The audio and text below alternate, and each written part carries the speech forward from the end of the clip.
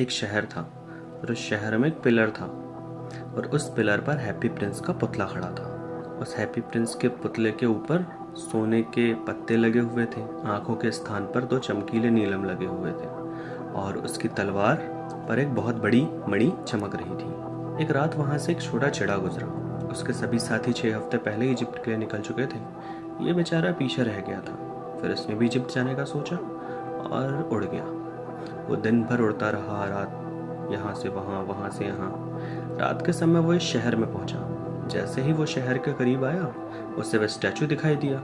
वो स्टैचू उसको बहुत पसंद आया। उसने रात इस पर बिताने का डिसाइड किया, परंतु जैसे ही वो सोने जा रहा था, उस पर पानी की एक मोटी बूंद गिरी।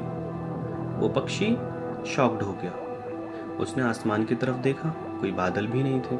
उसने सोचा बादल हैं नहीं तो फिर बारिश कहाँ से हो रही है। पानी की दूसरी बूंद भी गिरी। अब जैसे पानी की बूंदें उसके ऊपर गिरने लगी, उसने सोचा अब मेरा यहाँ रुकना सही नहीं, मुझे निकल जाना चाहिए। इतने बड़े स्टैचू होने का क्या ही फायदा जब ये बारिश की बूंदें ना रोक सके। जाकर के किसी चिमनी उमनी में रहूंगा, रात तो सुकून से गुजरेगी। पर जैसे ही पानी की बूंद उसके ऊपर फिर से गिरी, उसने ऊपर देखने से खुद को रोक नहीं पाया। उसने देखा ऊपर तो उसने देखा कि हैप्पी प्रिंस रो रहा है और ये जो बूंदें उसके ऊपर गिर रही हैं ना, ये उसके आंसुओं की बूंदें हैं। रात का वक्त था और चांद की रोशनी में उसका चेहरा चमक रहा था। उसे रोता देख करके पक्षी को दया आई। वो गया हैप्पी प्रिंस के पास। उससे पूछा, आप कौन हैं? तो हैप्पी प्रिंस ने कहा, मैं हैप्पी प्रिंस हूँ। तो पक्षी ने पूछा, आप रो क्यों रहे हैं? आपने तो मुझे गीला ही कर दिया।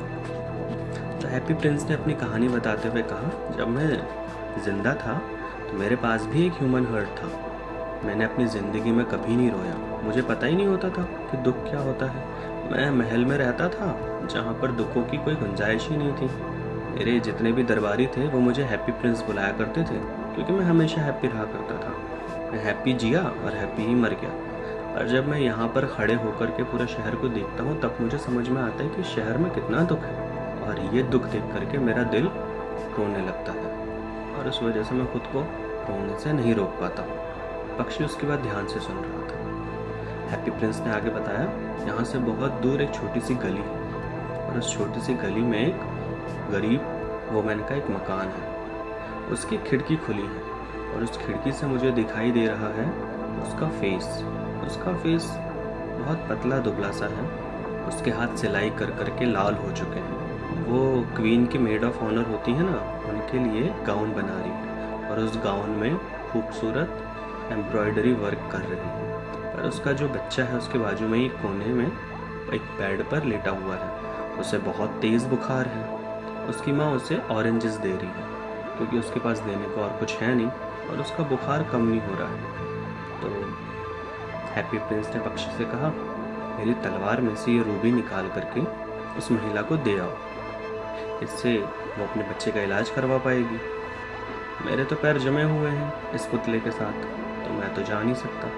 पहले तो पक्षी ने मना किया कि मेरे दोस्त जा चुके हैं मिस्र, तो वहाँ इंतज़ार कर रहे हैं, मैं कैसे जा सकता हूँ। पर फिर उसे हैप्पी प्रिंस की बात पर दया आई और उसने बोला, ठीक है, मैं जाने के लिए तैयार हूँ। उसने हैप्पी प्रिंस के तलवार से वो मणि निकाली और उस महिला को देने के लिए वो उड़ गया। वो उड़ते हुए जा रहा था। उसने कैथेड्रल टावर क्रॉस करा, उसने वो वाइट एंजल की मूर्तियों को क्रॉस करा और उसने वो महल क्रॉस करा। जब वो महल क्रॉस कर रहा था तो उसे डांसिंग की आवाज़ सुनाई दी। खूबसूरत लड़की बाहर आकर के बोली कि मुझे लगता है मेरी ड्रेस तैयार हो ही गई होगी, मैंने जिस दर्जी को वो बनाने के लिए दी थी वो बहुत आलसी थी। तो ये सब सुनता हुआ आगे बढ़ता जा रहा था। थोड़ा आगे बढ़ने पर उसने नदी के किनारे लालटेन जलते हुए देखी।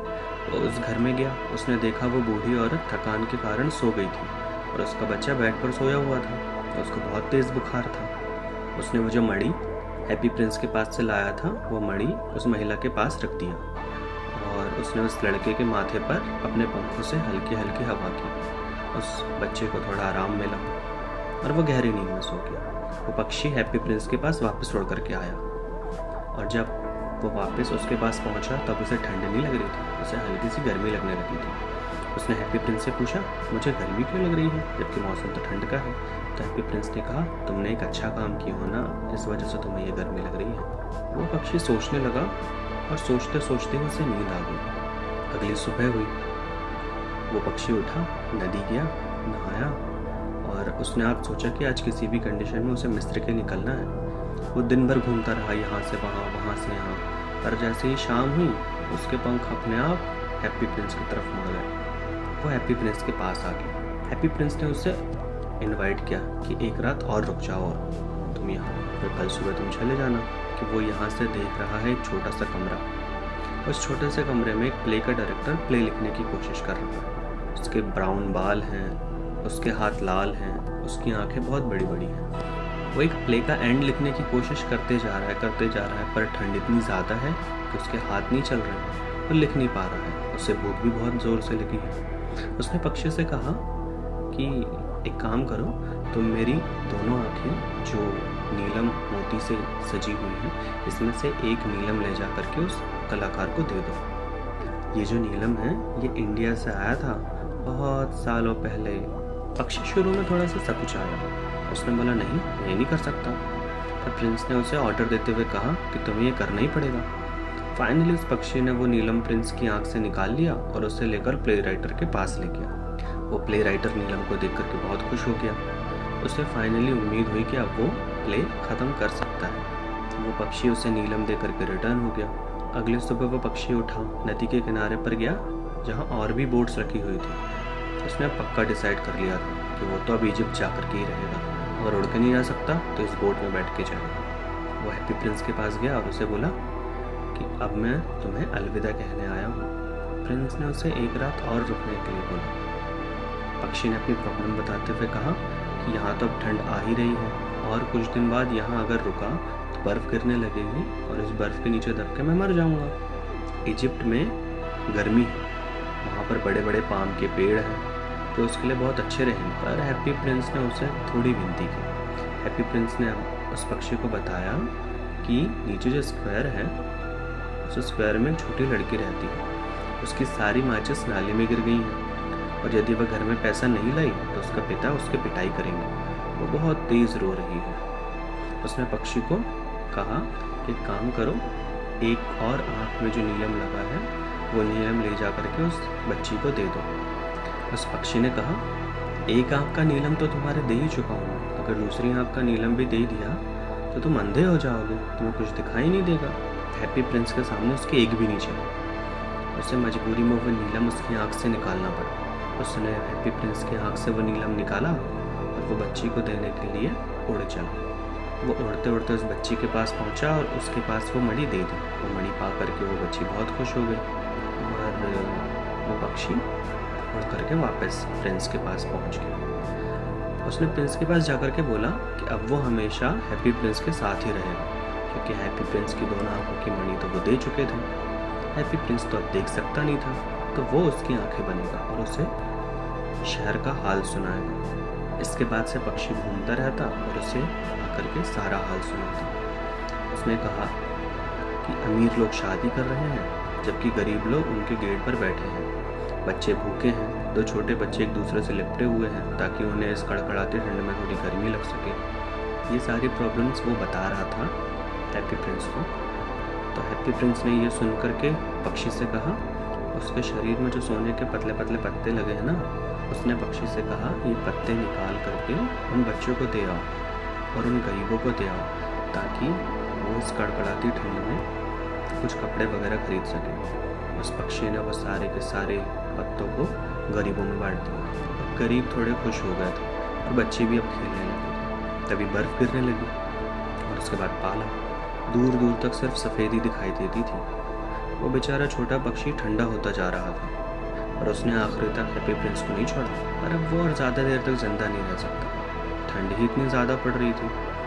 फाइनली उसे समझ में आ गया था कि उसकी मृत्यु पास है। तो उसने हैप्पी प्रिंस से कहा क्या मुझे अपना हाथ चूमने की परमिशन दोगे? तो हैप्पी प्रिंस ने उससे कहा क्यों, तुम जा रहे हो इजिप्ट? तो उस पक्षी ने कहा नहीं, वो इजिप्ट नहीं जा रहा है कि उसकी मृत्यु पास आ रही है, उसकी डेथ होने वाली है। और ये कह करके वो नीचे गिरा और उसकी डेथ हो गई। जैसे ही वो नीचे गिरा और उसकी डेथ हुई, पुतले में दरार आ गई। हैप्पी प्रिंस का दिल दो हिस्सों में टूट गया। अगले सुबह उस शहर के मेयर आए, स्टैचू की तरफ देखा उन्होंने कहा, इसकी आंखों से नीलम निकल करके गिर चुके हैं, इसकी तलवार की रूबी भी गायब है, अब इस प्रिंस के पास कुछ बचा नहीं है, ये प्रिंस अब भिखारी ज़्यादा लग रहा है। उन्होंने घोषणा की कि अब हैप्पी प्रिंस सुंदर तो दिख नहीं रहा है, इसलिए वो उनके लिए कोई फ़ायदे वाला है नहीं। और उसके नीचे उन्होंने पक्षी मरा हुआ देखा। उन्होंने उस स्टैचू को भट्टी में पिघला दिया। उसका दिल तो पिघला नहीं, तो उन्होंने इस दिल को बाहर फेंक दिया। ऐसा कहा जाता है कि गॉड ने उसके बाद अपने एंजल्स को बोला कि तुम जाओ अर्थ और वहाँ से 2 मूल्यवान वस्तुओं को लेकर के आओ। तो वो जो एंजल्स आए वो पृथ्वी पर आए और उन्होंने जो सबसे पहली चीज़ ले गई वो पक्षी की बॉडी। तो दूसरी चीज़ ले गए हैप्पी प्रिंस का दिल। गॉड ने कहा जो छोटा पक्षी है वो हेवन के गार्डन में हमेशा गाना गाया करेगा, और जो हैप्पी प्रिंस है वो गॉड के गोल्डन सिटी में गॉड की प्रेयर किया करेगा। और इस तरीके से ये कहानी ख़त्म होती है।